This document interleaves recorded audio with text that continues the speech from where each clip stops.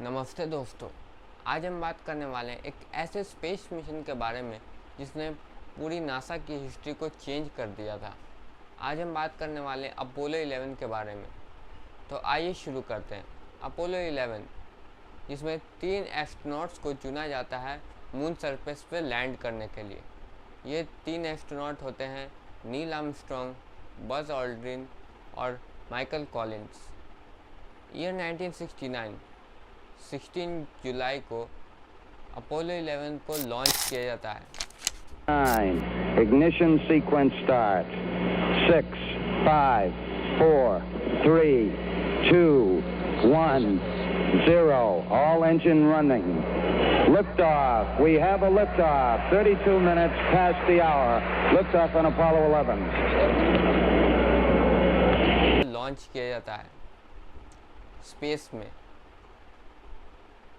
ये करीब 2 दिनों तक अर्थ की ऑर्बिट में राउंड लगाते हैं और तीसरे दिन इन्हें थ्रस्ट की मदद से मून की ऑर्बिट में एंटर कराया जाता है। 20 जुलाई ईयर 1969 को ये लैंड करते हैं मून पे। 30 feet, 2.5 down. Straight shadow. 4 forward, drift into the right a little. 1.5. Contact light. Okay, engine stop. Okay, Neil, we can see you coming down the ladder now. I'm at the foot of the ladder. Moon पर land करते हैं समय इनके spacecraft और moon surface में करीब 150 feet का फासला रह गया था। धरती में बैठे नासा के ऑफिसर्स इन्हें कमांड दे रहे थे कि कितना फीट और बचा है लैंड होने को। नील आर्मस्ट्रॉन्ग जो सारा कमांड सुन रहे थे धरती से, और वह लैंड करते हैं कुछ ही देरों में। लैंड करते समय उन्होंने अपने स्पेसक्राफ्ट का दरवाज़ा खोला, पर यह दरवाज़ा इतनी टाइट से लॉक था, पर जैसे तैसे करके नील आर्मस्ट्रॉन्ग ने इस दरवाज़े को खोला और उतरने लगे अपने स्पेसक्राफ्ट से और बन गए मून पे पहले कदम रखने वाले। दूसरी बार बज ऑल्ड्रिन ने चांद की सतह पे कदम रखा और बन गए दूसरा कदम रखने वाला चांद पे। पर लैंडिंग करते समय उनसे एक गलती हो गई थी। लैंडिंग करते समय उनका स्पेसक्राफ्ट का एक लैंडिंग करते समय उनसे एक गलती हो गई थी।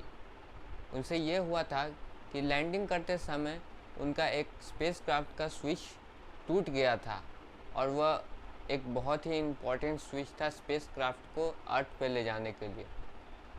वह स्विच स्पेसक्राफ्ट को ऑन करने के लिए था, पर यह स्विच लैंडिंग करते समय टूट गया था। जब दोनों एस्ट्रोनॉट नील आर्मस्ट्रॉन्ग और बज ऑल्ड्रिन जब मून की सतह पर लैंड किए और कुछ सैंपल्स कलेक्ट करने के बाद अपने स्पेसक्राफ्ट में जाने लगे, तब इन्हें पता चला कि हमारे स्पेसक्राफ्ट का एक स्विच टूट गया। तब बज ऑल्ड्रिन ने अपना दिमाग लगाया और अपने पेन को निकाला और एक स्विच की तरह इंजन को स्टार्ट किया और अपने सीएसएम मॉड्यूल को में जाकर अटैच हो गए। सीएसएम मॉड्यूल में माइकल कॉलिंस थे जिन्होंने सारा कमांड संभाल रहे थे सीएसएम मॉड्यूल का। सीएसएम मॉड्यूल जो मून की ऑर्बिट में राउंड लगा रहा था और उनका लूनार स्पेसक्राफ्ट मून की सरफेस पर लैंड कर चुका था। धरती पर जाने के लिए स्पेसक्राफ्ट को सीएसएम मॉड्यूल से अटैच होना था, पर यह स्विच ना होता तो स्पेसक्राफ्ट सीएसएम मॉड्यूल से ना अटैच हो पाता। तब बज ऑल्ड्रिन ने अपना दिमाग लगाकर स्पेसक्राफ्ट को ऑन किया और सीएसएम मॉड्यूल में अटैच किया। कुछ देरों बाद